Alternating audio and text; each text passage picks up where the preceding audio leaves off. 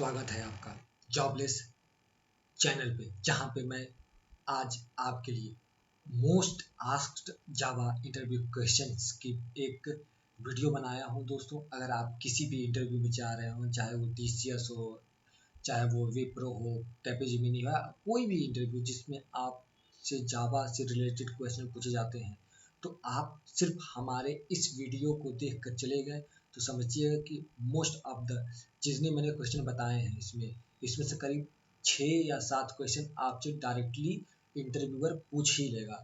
तो दोस्तों चलिए शुरू करते हैं। पहला क्वेश्चन है दोस्तों, व्हाट इज जावा।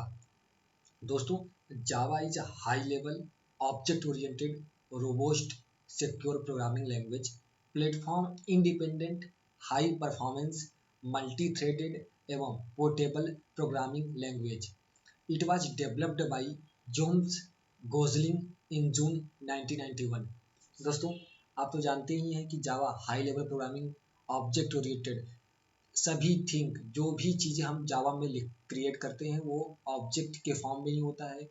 दोस्तों, रोबोस्ट अर्थात दोस्तों कि हम ये इसे कहीं पे भी यूज़ कर सकते हैं। दोस्तों, सिक्योर मतलब दोस्तों हम जानते हैं कि जावा में पॉइंटर के कॉन्सेप्ट यूज नहीं होते, जिसकी वजह से बहुत ज़्यादा सिक्योर हो जाती है। दोस्तों, ये प्रोग्रामिंग लैंग्वेज है।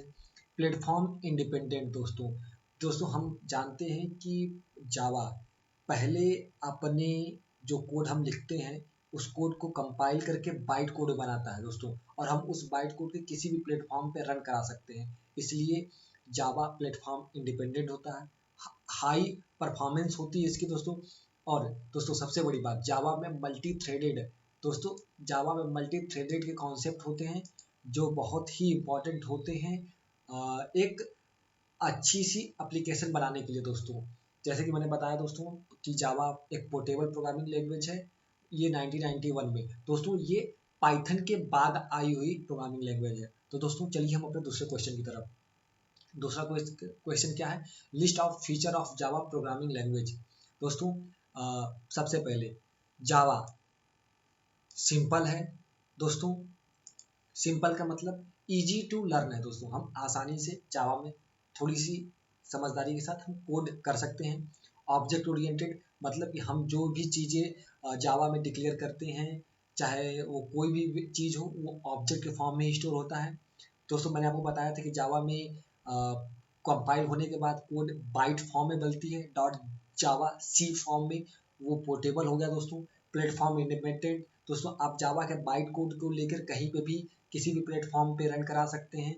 बस रिक्वायरमेंट ये है कि उस सिस्टम में उसके हिसाब से JVM इंस्टॉल होना चाहिए। दोस्तों, सिक्योर बता दिया है मैंने दोस्तों कि ये बहुत ज़्यादा सिक्योर है दोस्तों।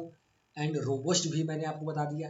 इंटरप्रेटेड, इसका मतलब दोस्तों जावा सिर्फ फुल्ली इंटरप्रेटेड ही नहीं है, पहले जावा कंपाइल करती है फिर इंटरप्रेट करती है दोस्तों। इसलिए हम बोल सकते हैं कि जावा कंपाइल्ड इंटरप्रेटेड लैंग्वेज है दोस्तों। और मैंने बताया था, आपको बता दिया है कि जावा में मल्टी थ्रेडेड के कॉन्सेप्ट यूज होते हैं। तो दोस्तों चलिए हम आपके ले चलते हैं अपने चौथे क्वेश्चन की तरफ, जो है what is Java virtual machine अर्थात JVM। Java virtual machine is a virtual machine that enables that computer to run the Java program. JVM acts like a runtime engine which calls the main method present in the Java code. दोस्तों, जैसे कि मैंने आपको बताया कि जब भी हम जावा प्रोग्राम को रन कराते हैं तो हमें एक डॉट बाइट फाइल मिलती है जिसे हम डॉट जावा सी के नाम से जानते हैं। दोस्तों, तो हम इस डॉट जावा सी फाइल को हम किसी भी प्लेटफॉर्म पे रन करा सकते हैं। वो जैसे दोस्तों हमारे पास मैक हुआ, चाहे लिनक्स हुआ, चाहे माइक्रोसॉफ्ट हुआ दोस्तों ऑपरेटिंग सिस्टम, ये सारे ऑपरेटिंग सिस्टम में हम कोड रन करा सकते हैं। लेकिन रिक्वायरमेंट क्या है दोस्तों कि उसमें JVM इंस्टॉल होना चाहिए। इसका मतलब ये दोस्तों कि हर एक ऑपरेटिंग सिस्टम के लिए JVM अपना खुद का आता है जिसे हम इंस्टॉल करना पड़ता है। तो दोस्तों जावा कोड प्लेटफॉर्म इंडिपेंडेंट है, लेकिन JVM प्लेटफॉर्म इंडिपेंडेंट नहीं है, क्योंकि Java virtual machine platform dependent है। क्योंकि हर जैसे माइक्रोसॉफ्ट के लिए माइक्रोसॉफ्ट का JVM आता है, लिनक्स के लिए लिनक्स का JVM आता है, उसी तरह मैक OS के लिए मैक ओएस का जेवीएम आता है। इसलिए दोस्तों आप ये बात हमेशा याद रखिएगा कि जेवीएम प्लेटफॉर्म डिपेंडेंट है। फिर से बोल रहा हूँ दोस्तों कि जेवीएम प्लेटफॉर्म डिपेंडेंट है। तो दोस्तों चलिए मैं आपको 5वें क्वेश्चन की तरफ ले सकता हूँ। What is difference between JDK, JRE and JVM? तो दोस्तों चलिए, JVM is a acronym for Java Virtual Machine. It is an abstract machine which provides the runtime environment in which Java bytecode can be executed. दोस्तों जैसे आपको मैंने बताया JVM एक वो वर्चुअल मशीन है जिसपे हम जावा के कोड को रन कराते हैं। ये सिर्फ प्रोग्रामर के लिए और क्लाइंट दोनों के लिए जरूरी होता है। दोस्तों ये बात याद रखिएगा कि जेवीएम प्रोग्रामर और क्लाइंट दोनों के लिए जरूरी होता है। JRE Java run time environment, it is the implement of JVM. The Java runtime environment is a set of software tools which are used for developing Java platform. JRE mostly programmer use करते हैं जिसकी वजह से हम एक scalable, multi threaded और useful applications create कर सकते हैं। जेवीएम प्रोग्रामर के लिए नेसेसरी होता है।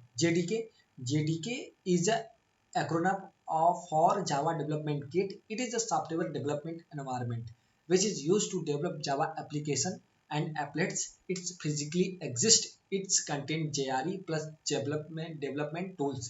दोस्तों JDK मोस्टली क्लाइंट साइड के लिए चाहिए होता है, लेकिन आज के समय में जब भी हम कोई इक्लिप्स हुआ या कोई भी JVM वर्चुअल मशीन हम इंस्टॉल करते हैं तो उसके साथ सिस्टम खुद ब खुद JRE इंस्टॉल कर लेता है और JDK को हमें खुद से इंस्टॉल करना पड़ता है। दोस्तों ये बात याद रखिएगा। हम चलते हैं अपने छठे क्वेश्चन की तरफ, जो है what is JIT compiler, what is JIT compiler. दोस्तों ये बहुत इंपॉर्टेंट क्वेश्चन है क्योंकि ये लगभग हर इंटरव्यू में पूछा जाता है। ये एडवांस टाइप का क्वेश्चन है। दोस्तों just in time compiler, it is used to improve the performance. JIT compiles part of the bytecode that have similar functionality at the same time and hence reduce the amount of time needed for the compilation. Here the team compiler refers to the translator from the instruction set of Java virtual machine to the instruction set of specific CPU. दोस्तों जो मैंने यहाँ पे ये लिखा है ये भी बहुत इंपॉर्टेंट है, लेकिन दोस्तों मैं आपको बता दूं कि ये आपको बोलने की जरूरत नहीं है। बस आप ये बोल सकते हैं कि just in time compiler it is use for the JVM because it is a sub part of JVM. It is taken a bytecode from compiler and upload to the JVM for a specific program. दोस्तों आप ये बोल सकते हैं कि JIT सब part है JVM का जिसमें हम बाइट कोड को लोड करता है वो JVM में। दोस्तों ये बात याद रखिएगा। दोस्तों चलिए मैं आपको अब 7वें क्वेश्चन की तरफ ले चलता हूँ, जो है व्हाट इज क्लास लोडर। दोस्तों आप जानते हैं कि class loader is a subsystem of JVM which is use to load class file. ये देखिए दोस्तों class, question number 6 what is JIT compiler and question number 7 it is a dependent to each other. What is class loader? Class loader is a subsystem of JVM which is used to load class file. That's दोस्तों in Java there are .java C file is created after compilation. There are three ways to upload a class. Then दोस्तों आप इस बात को समझ सकते हैं कि जब दोस्तों जो हमें जावा सी फाइल मिलती है उसको 3 तरीके होते हैं JIT को लोड करने के। पहला boot strap class loader, extension class loader और सिस्टम या एप्लीकेशन क्लास लोडर। दोस्तों आप बस नाम जानिए, इसके विषय में आपसे वो नहीं पूछते हैं दोस्तों, लेकिन अगर आप चाहें तो आप गूगल करके इसे पढ़ सकते हैं। दोस्तों what is the default value of local variables.